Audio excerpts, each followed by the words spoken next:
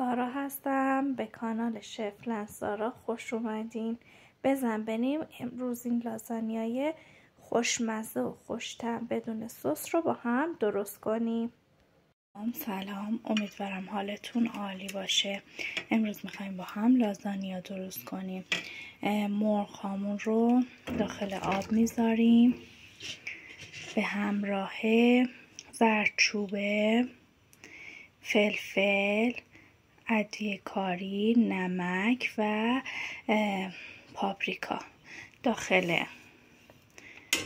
قابلمه میریزیم و میذاریم که برای خودش بپزه تا مرغ ها برای خودش میپزه و آبش خورده خودش بره. میریم که بقیه مواد رو درست کنیم. پیاز ها رو خلالی خورد میکنیم.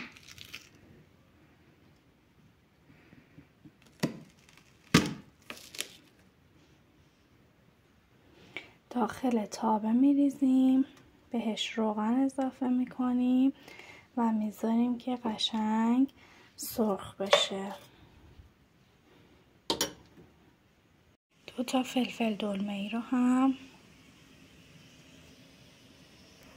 به صورت نگینی قورت میکنیم. وقتی یه مقدار پیازها سبک شد، فلفل دلمه ای رو بهش اضافه میکنیم. قارچ های نگینی رو داخل ظرف میریزیم و خیلی خوب اونها رو میشوریم. وقتی قارچ ها رو شستیم اونها رو حلقه حلقه خرد میکنیم. وقتی قارچ ها رو خورد کردین الان وقتش رسیده که این کانالم رو سابسکرایب کنین یا همون مشترک شدن رو بزنی و نظرات و پیشنهاداتت رو برام کامنت کنی. وقتی که پیازها و فلفل دلمه‌ای خوب سرخ شدن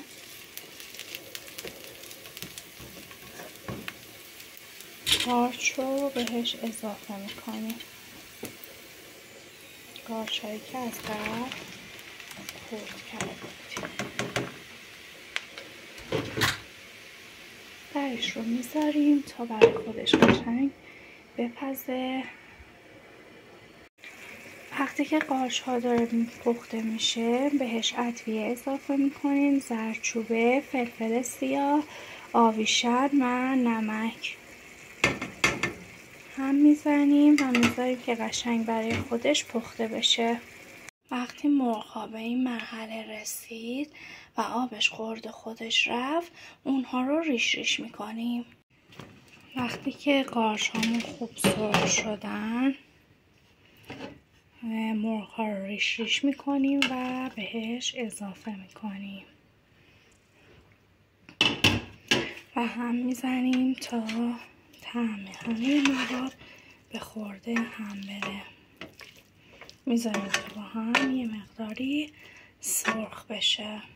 قابلمه رو پر از آب میکنیم، روی گاز میذاریم تا به جوش بیاد. ظرفایی رو که میخواین داخل فر بذاریم و لازانیا رو داخلش درست کنین، یک مقدار با روغن زیتون داخلش رو چرب میکنیم و با استفاده از یک فرچه قشنگ روغن رو به کف ظرف، دیواره ها و همه جا رو قشنگ چرب میکنین که لازانیاتون به ظرف نچسبه. وقتی که قابلمه جوش اومد ورقه های لازانیا رو به آب اضافه میکنیم و میذاریم تا به مدت 1-5 دقیقه داخل آب جوش بخوره و نرم بشه و پخته بشه. وقتی که ورقه های لازانیاتون نرم شد اون رو از آب بیرون میاریم تا به ظرف مورد نظرمون انتقال بدیم.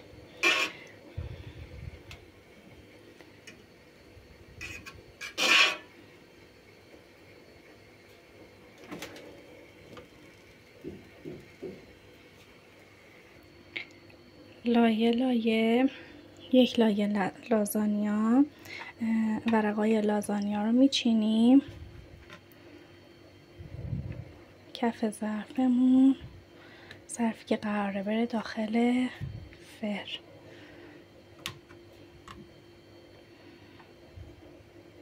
سعی کنین که لایه هاش روی همدیگه باشه که به ته ظرفتون نچسبه.